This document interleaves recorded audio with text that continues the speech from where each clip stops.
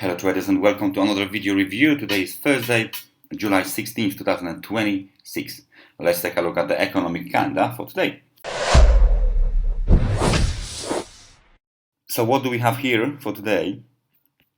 GDP from the UK beats the expectations and jumps from minus 0.1% to 0.1%. So good data from the UK. Core retail sales from the US are scheduled for release at 2:30, together with the Philadelphia Fed Manufacturing Index and retail sales. At the same time, we got some data from the job market, initial jobless claims scheduled for release at 2:30. At 3:45, we got the Bank of Canada interest rate decision. The market participants expect the Bank of Canada to hold the interest rate at the level of 2.25.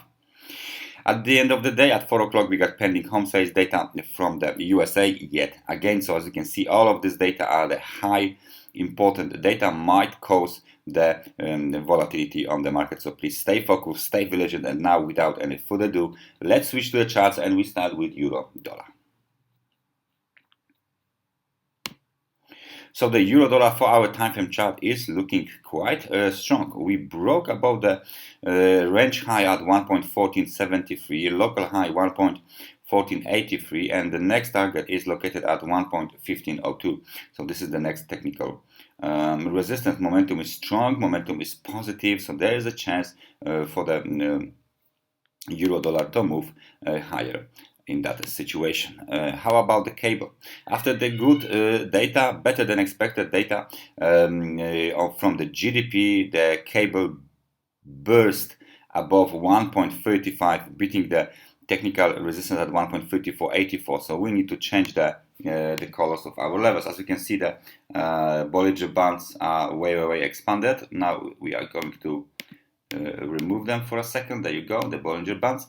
So we are going to change this color of these levels. Now this is the technical support, this is the technical support, and the next target for the bulls is located, let me just copy this one so you can see that it's located here, 1.36, I think it would be 1.3652, 1.3656. So this is the next target for the bulls. Very nice movement to the upside, strong movement on the momentum wise. However, we hit the extremely overbought conditions, so some kind of a local, let's say, correction is needed, or a pullback before another leg to the upside.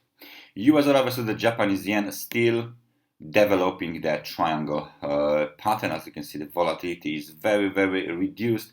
The same situation is with the RSI, reduced volatility, reduced momentum. We are waiting for this market to continue the upside movement. It looks like the current breakout should be to the upside to continue the uptrend. So for now, we just need to wait for the market to decide. Gold market cannot even handle 4,100 level, as this level has been tested and rejected. We go back towards the 4,028 technical support, and now the market is testing this level. Momentum remains negative, and it is being reversed from the level of 50 on 4-hour time frame chart. So any extension to the downside would likely correspond to the movement to the downside towards the level of 3,943. So this is the next target here. We might see this level sooner or later, and in that situation, the low for the wave Y will be even lower. So bears are still pressuring the gold market. SP 500, let's switch to the daily, needs a little bit of the new levels. So this is the all-time high and the swing high 7,620 technical resistance. You can see this situation here building to the upside, right? So we can apply some sort of the trend line here from the lows of 7,224, and we can see that this blue line can represent the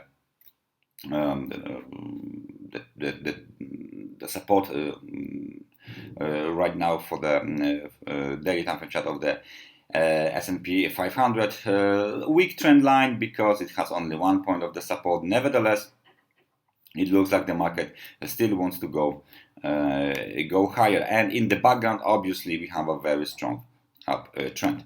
Local low and the swing low 6,311, so that's the technical support, a quite strong technical support. But there is one more technical support which is a little bit closer, obviously, and this technical support is located roughly around here. So that's the other technical support. If we switch back to the 4-hour time frame chart, you can see basically that the momentum wise we are above the level of 50, so that's okay, and the situation here is in favor of the bulls. Still, the dips are being bought and the market is getting ready to move higher. Crude oil is right now consolidating the recent gains.